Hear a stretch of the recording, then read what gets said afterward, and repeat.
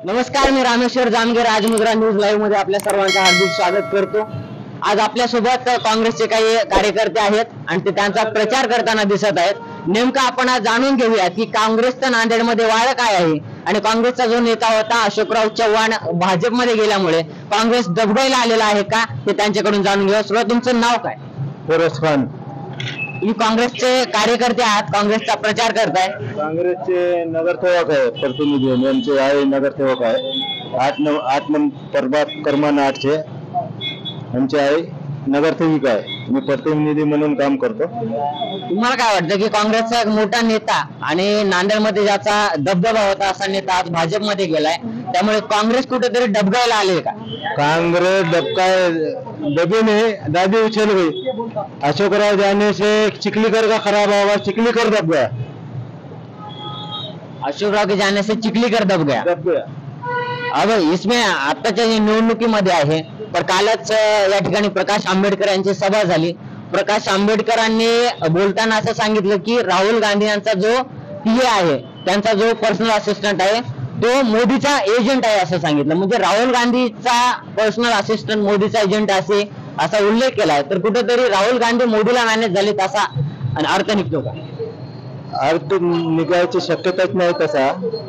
एक दुसऱ्या पार्टीचे काहीतरी एकावर काहीतरी काय उचल टीका करत राहत।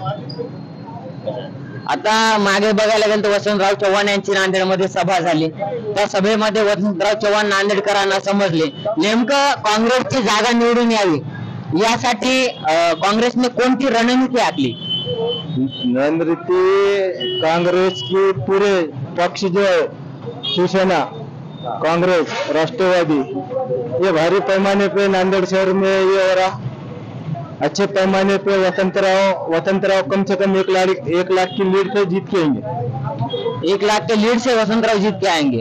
आता जी मोदीची सभा झाली, मागे अमित शहाची सभा झाली, त्यानंतर मोठाले नेते त्यांच्या सोबत आहेत, महाराष्ट्राचे मुख्यमंत्री सभा घेत आहेत। याचा परिणाम कुठेतरी काँग्रेसच्या या मतदारांवर होईल का?